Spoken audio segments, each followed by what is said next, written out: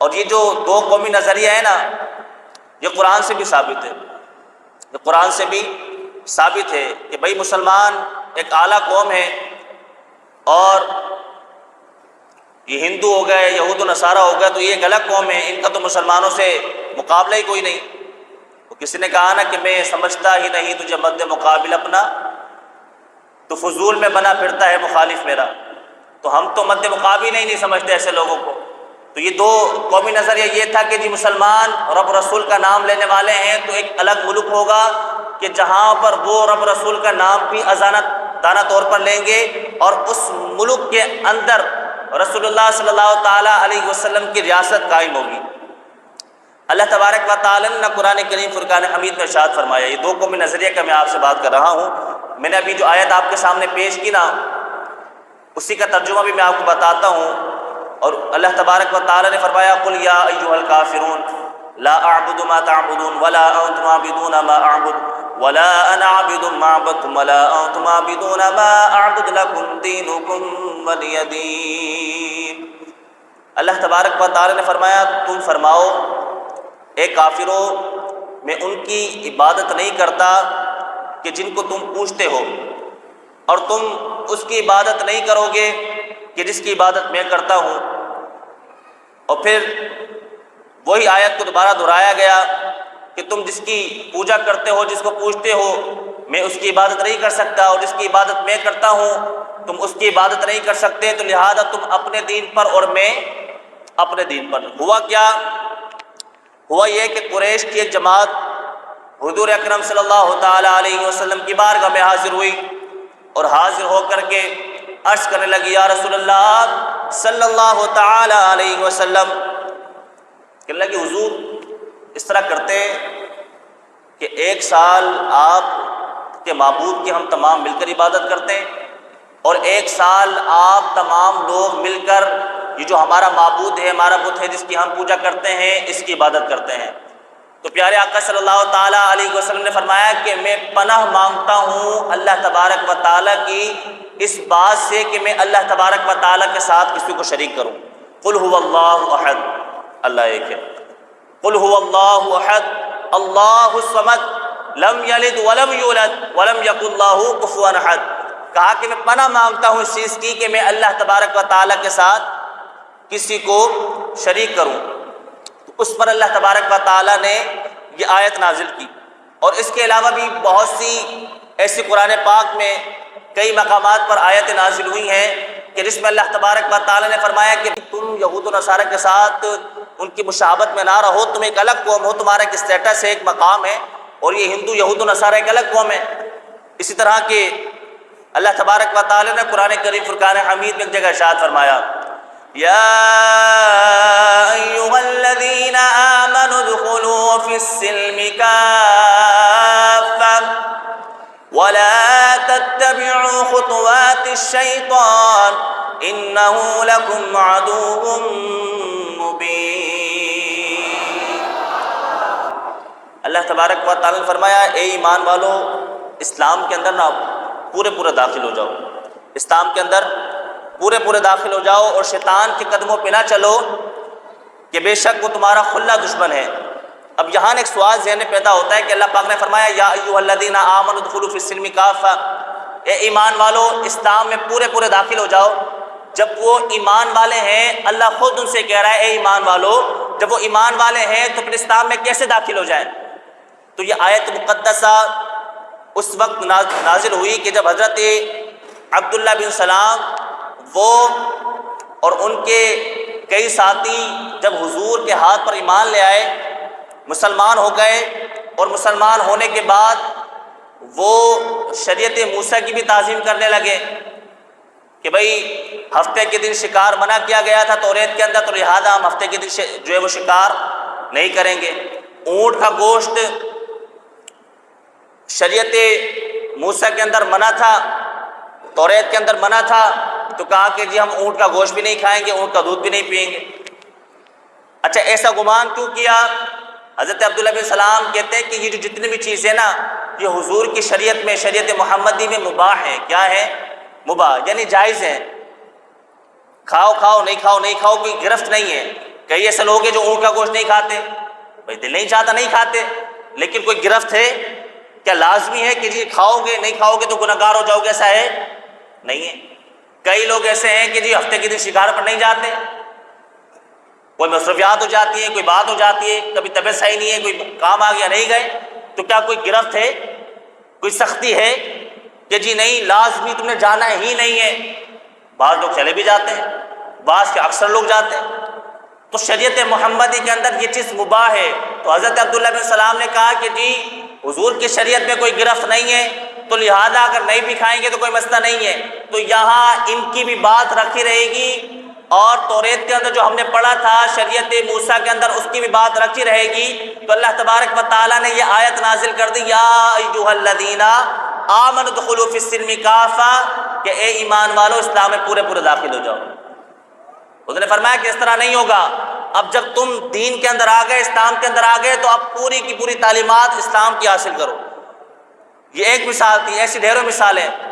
ایک مرتبہ حضرت عمر بن خطاب رضی اللہ تعالیٰ عنہ، آپ کے پاس نا توریت کا ایک نسخہ آ گیا، تو آپ نے حضور کی بارگاہ میں پیش کیا اور کہا کہ یا رسول اللہ یہ ایک نسخہ ملا ہے۔ حضور نے جواب نہ دیا، تو آپ اس نسخے کو نہ پڑھنے لگ گئے، اس کی تلاوت کرنے لگ گئے۔ جب آپ اس کی تلاوت کرنے لگے تو حضور کے چہرے انور کا رخ بدل گیا، حضور جلالی طبیعت میں آ گئے۔ تو حضرت ابوبکر صدیق رضی اللہ تعالیٰ عنہ قریبی تشریف فرماتے کھڑے ہوئے، اور کھڑے ہو کر کے کہنے لگے اے عمر تیری ماں تجھے روئے، تو دیکھ نہیں رہا کہ حضور اس چیز کو پسند نہیں کر رہے؟ تو حضرت عمر فاروق رضی اللہ تعالیٰ عنہ نے فوراً توبہ کیا۔ آپ نے کہا کہ میں اللہ تبارک و تعالیٰ اور اس کے رسول کی ناراضگی سے اللہ کی پناہ مانگتا ہوں۔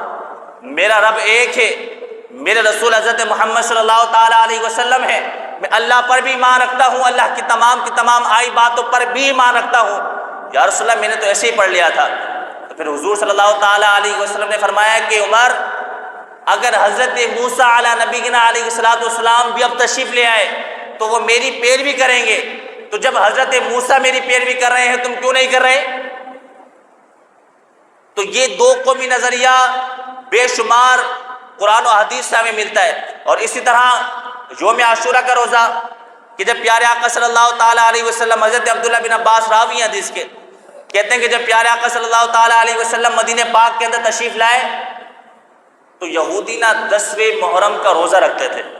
10 محرم کا ہم بھی رکھتے ہیں نا الحمدللہ تعالیٰ، 10 محرم الحرام کا بھی رکھتے ہیں، اس کے ساتھ ایک دن ملا کر 9 محرم کا یا 11 محرم کا بھی رکھتے ہیں۔ تو کہا کہ 10 محرم الحرام کو روزہ رکھتے۔ تو ایک مرتبہ حضور جار کائنات صلی اللہ تعالیٰ علیہ وسلم نے پوچھ لیا کہ تم اس دن کا روزہ کیوں رکھتے ہو؟ تو عرض کرنے لگے یا رسول اللہ ہم اس دن کا روزہ اس لیے رکھتے ہیں کہ اس دن اللہ تبارک و تعالیٰ نے حضرت موسیٰ اور ان کی قوم کو فرعون سے نجات دی تھی اور فرعون کو غرق کر دیا تھا، تو ہم شکرانے کے طور پر اس دن کا روزہ رکھتے ہیں۔ تو پیارے آقا نے فرمانے لگے کہ ہم تمہاری نسبت موسیٰ کے زیادہ قریب ہیں، تو پھر ہم تم سے بہتر یہ روزہ رکھ سکتے ہیں۔ اور پیارے آقا صلی اللہ تعالیٰ علیہ وسلم نے بھی روزہ رکھا۔ تو ایک صحابی نے عرض کیا یا رسول اللہ ہم روزہ تو رکھ رہے ہیں، تو کیا یہ ان کی مشابہت نہیں ہو گئی؟ حضور فرمانے لگے نہیں، ہم صرف 10 محرم کا روزہ نہیں رکھیں گے، ہم 10 کے ساتھ یا تو 9 کو ملائیں گے یا 11 کو ملائیں گے۔ اگر صرف ان کی طرح ہوگا تو مشابہت ہو گئی۔ یہ دو قومی نظریہ قرآن و حدیث سے ہم نے حاصل کیا۔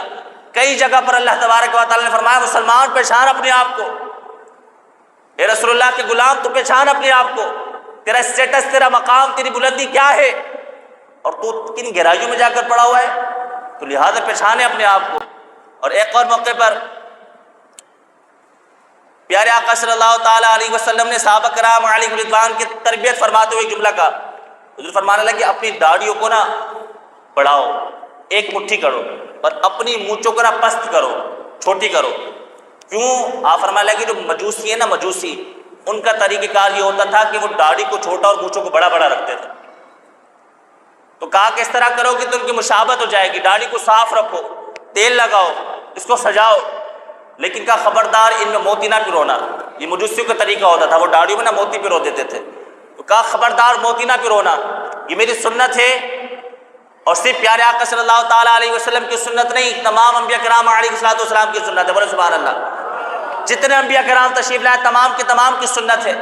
تو کہا کہ تمام نبیوں کی سنت میری بھی سنت ہے، اسے زندہ رکھو، لیکن خبردار مجوسیوں کا طریقہ نہ اپنانا. تو یہ دو قومی نظریہ پیارے آقا میں دے کر کے گئے. اور صرف یہاں بات ختم نہیں ہو گئی. حضرت عتبہ بن عامر رضی اللہ تعالیٰ روایت کرتے ہیں, آپ فرماتے ہیں کہ حضور نے نا 3 اوقات میں سجدہ کرنے سے, نماز پڑھنے سے منع فرمایا. کتنے اوقات سے؟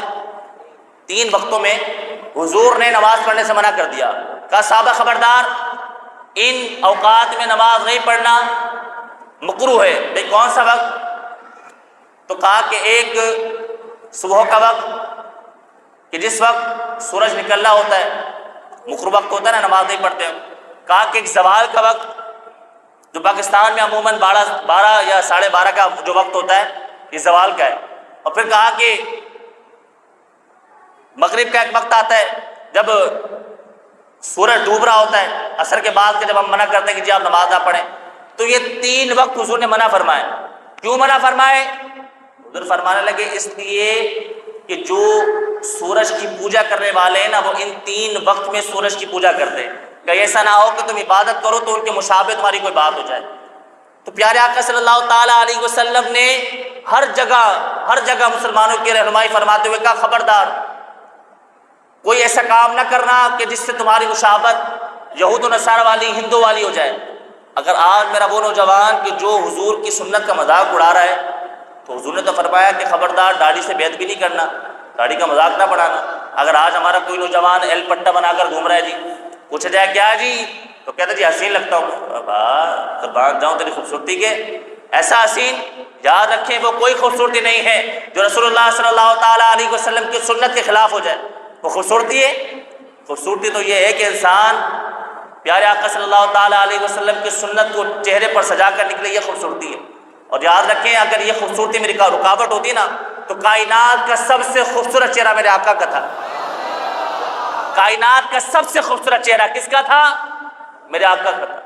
اگر خوبصورتی میں رکاوٹ ہوتی تو میرے آقا کے چہرے پر داڑھی نہیں ہوتی. تو پتہ چلا کہ کوئی خوبصورتی میں رکاوٹ نہیں ہے, بلکہ داڑھی رکھنے سے تو مرد کی خوبصورتی میں اضافہ ہوتا ہے. تو آج وہ لوگ کہ جن کی داڑھی نہیں ہے نیت کرتے ہیں انشاءاللہ داڑھی رکھیں گے. اب دیکھیں حضور کا افسر امین میں نے آپ کے سامنے پیش کیے.